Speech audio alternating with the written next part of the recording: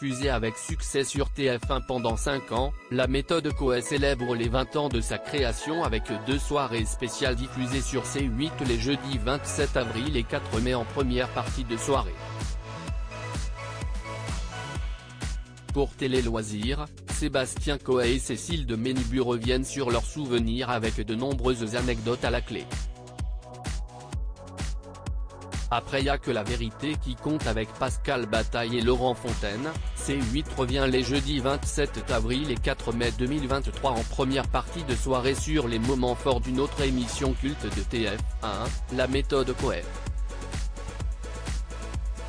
Ce talk-show pas comme les autres a été présenté entre 2003 et 2008 par Sébastien Coé et Cécile de Ménibu et a accueilli en plateau stars françaises et internationales.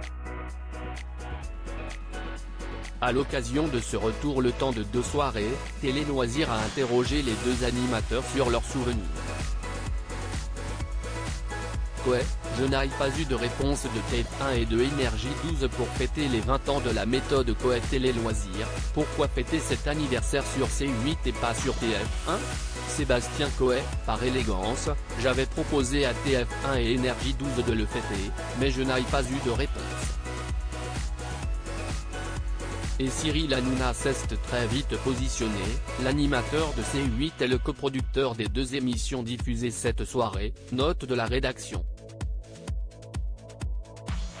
Cécile de Ménibu, il y a de nombreuses séquences et des invités que j'avais oubliés, ça m'a fait plaisir de revoir tout ça.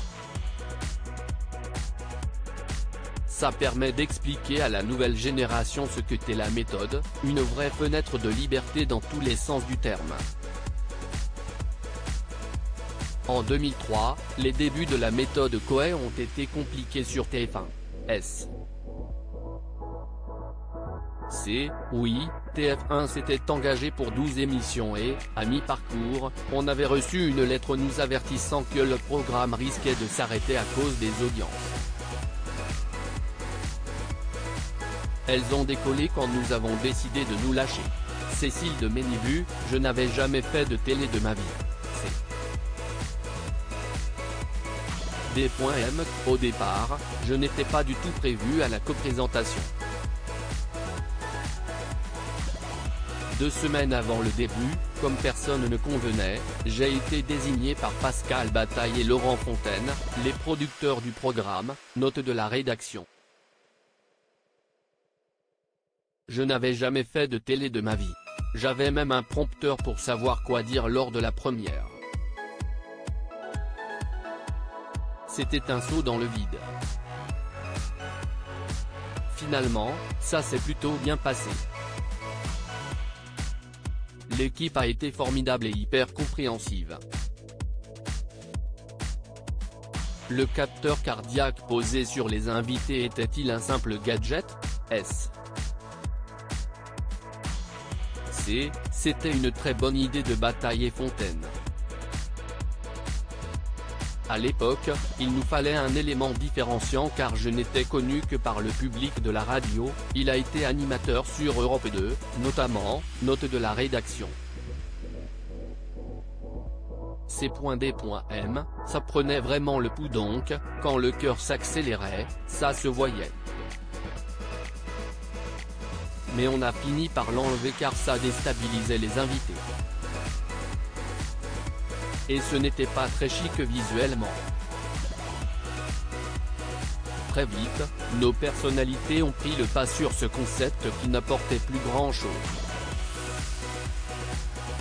Cécile de Ménibu, Sylvester Stallone adorait venir chez nous. Peut-on dire que la méthode Coé était davantage un show qu'un talk ?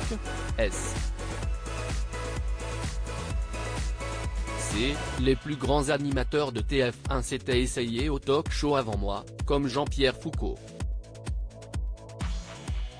En face, il y avait aussi Thierry Ardisson avec Tout le monde en parle, un vrai talk.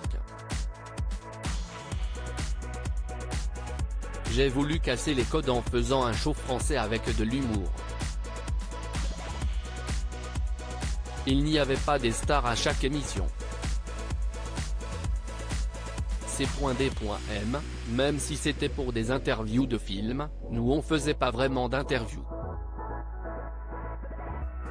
c'était plutôt de l'amusement et en fait, pour beaucoup d'invités, c'était devenu leur cours de récréation.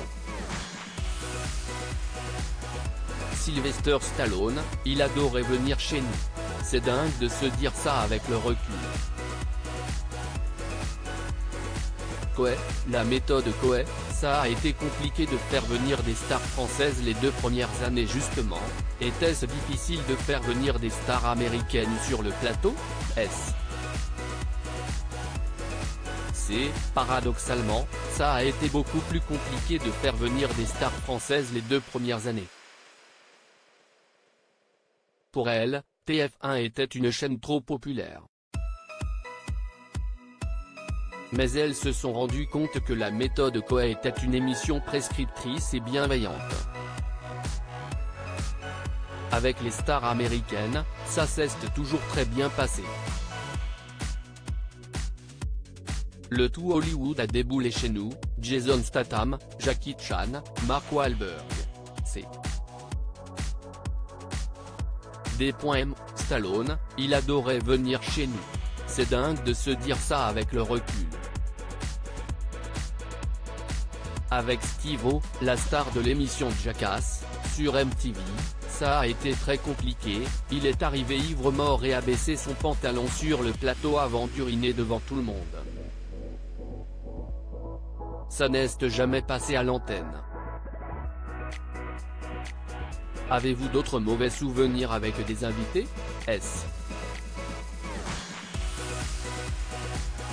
Pas tant que ça.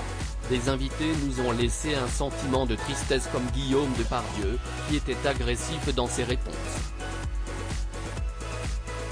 Pendant la bande-annonce de son film, il m'avait pris la main et s'était excusé pour son comportement. Mais c'était ça aussi cette émission, ça partait parfois dans tous les sens. On a également coupé Eddie Barclay qui s'est installé dans le fauteuil avec 2 jeunes filles de 16 ans. On n'aimait pas son attitude avec elle. C'était dérangeant. Coé, il n'y avait rien de choquant dans la méthode Coé Quest, ce que vous ne pourriez plus refaire à la télé aujourd'hui? Il n'y avait rien de choquant dans la méthode Coé. Même si on recevait parfois des actrices porno, ça restait une émission grand public. Ce qui ne serait plus possible, ce sont des petits mots, des petites blagues, des échanges. La grande différence c'est que chaque émission aurait buzzé sur tous les réseaux sociaux. On allait à l'extrême sur plein de choses, on poussait les vannes très loin. On se bagarrait avec des produits alimentaires. Aujourd'hui, on nous dirait que ce n'est plus possible. Même chose pour la jeune fille plutôt sexy qui venait placer le capteur au bout du doigt de l'invité. Cécile de Ménibu, à l'époque, TF1 nous a proposé de reprendre la méthode Coé. Pourquoi la méthode Coé s'est-elle arrêtée sur TF1 en 2008?